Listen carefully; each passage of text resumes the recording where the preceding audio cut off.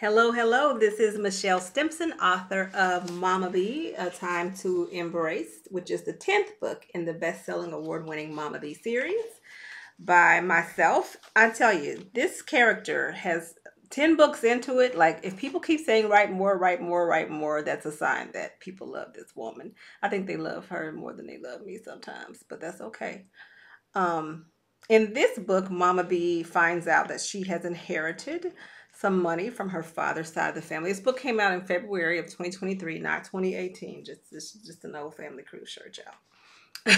Didn't want y'all to feel like it was, an older book.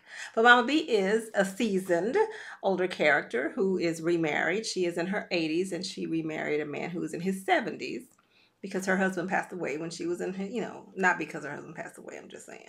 But her husband passed away in her late 60s and she has remarried. And she has a different relationship with all of her children. She has four, and each one of them has their own.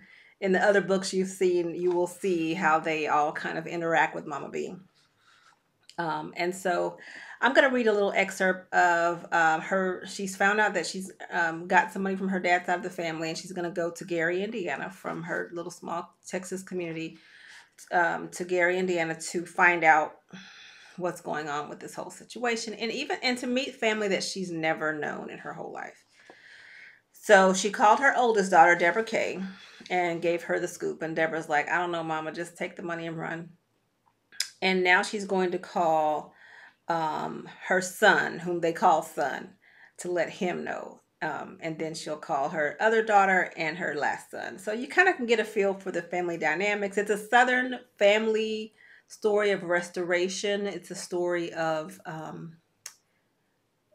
it's a little bit of historical fiction kind of woven throughout here. It's not historical fiction, but some historical facts, things that you might not have known before reading this book.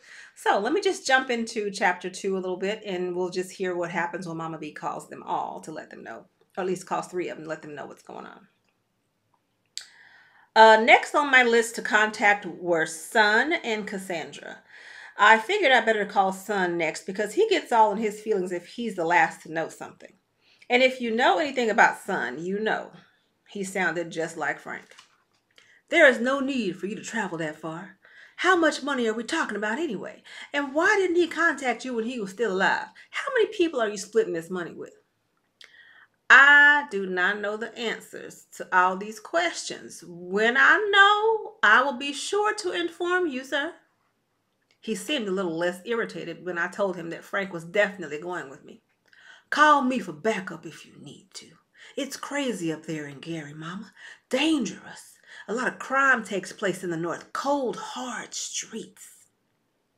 Now he was sounding like a newscaster on TV, always trying to make people scared.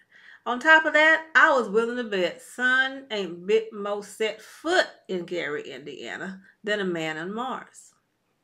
Before he got all riled up, I set him straight. Son, this is an FYI call, not a consultation or request for permission. Frank and I have decided to go. I will call you when I know more. He huffed. Tell Frank to call me. My neck slid to the side. I beg your pardon? I trust Frank's street sense. He knows when people are trying to get over on him. No offense, Mama, but you're too nice for your own good sometimes. Always letting people move into your house, spending hours volunteering at the church when you should be resting your feet. I've even seen you give money to somebody you knew was on drugs in downtown Dallas. Correction, I did not give her money. I gave her food so she could eat. Same thing, Son snapped. It's people like you who enable others not to be their best. Blood pounded in my ears at his ridiculous rant. First of all, that woman was pregnant. If you'd taken a moment to see her as a person and not a beggar, you would have known that. Secondly, I do what I want with my time and my money. It's my business. I give as the Lord directs. I started to say that he had a lot of nerve to fuss about me helping folk when if I counted up which adult child had borrowed the most money, kept up the most foolishness, and required the most ongoing support, it would be him. Hands down.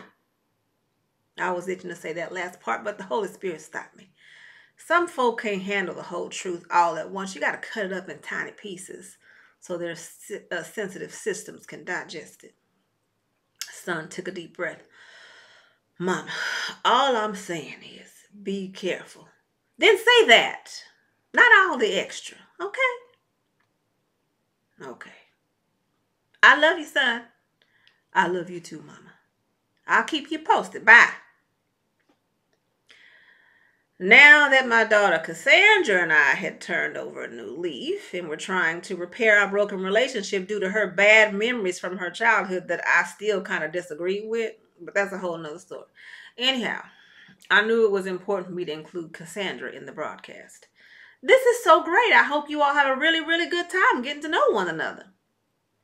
Thank you for the vote of confidence. I'm looking forward to meet to a good time too. Me and Frank can see a city and the surrounding areas and just take in a nice little mini vacation. I like the way you think, Cassandra. Last but not least, I called my baby son, Otha. To my surprise, he actually answered. I say to my surprise because last year Otha tried to tell me that folk ain't calling direct no more without texting the other party first. You text first to make sure the person is available to communicate synchronously, he explained in his phone operator tone. If you pick up the phone when you can't talk, that's your fault. Mother, calling without texting first is like going over someone's house without calling first, he tried again. Boy, I remember a time when we didn't even have telephones. People just knocked on your door. Nobody had a problem with that. In fact, I think we all kept our houses cleaner back then, if you ask me, because you never knew when a pastor or a school teacher might drop by. That's terrible. I could almost hear him shaking his head through the phone. Otha, this is where I draw the line. I am your mother. If I need to talk to you, I'm going to call you. And if you don't answer, I'm going to leave a message. No, we're not doing voicemail anymore either. He cried as though trying to explain 2 + 2 to a 1-year-old. So this day, when he answered the phone, I chirped. I am honored that you actually answered the phone. To what do I owe this honor? Mama, he stated flatly. Well, you're the one trying to make up new rules and all, I teased. He laughed. What's up? So now you got a little piece of just the voice behind the Mama Bee character and how she interacts with her kids. And, well, they're adults, so I guess we shouldn't call them kids. But just the family dynamics. And she's so real. She's so real when you get to hear her thinking behind the scenes, like, this is what I really want to say to him, but I'm not going to say it. Holy Spirit, just stop me. Those are the funniest parts to me as a reader and as a writer. So anyway, I hope you will enjoy Mama Bee, A Time to Embrace. This is the 10th book. They're all standalone. The first 3, I'm going to take that back. The first 3, you kind of need to read those 3 together. But after that, you could read them all as standalones if you would like to, or you can just read them all if you want to. Hope you will enjoy them. Thank you again, Tony, for having me on your Instagram page. Y'all have a blessed day.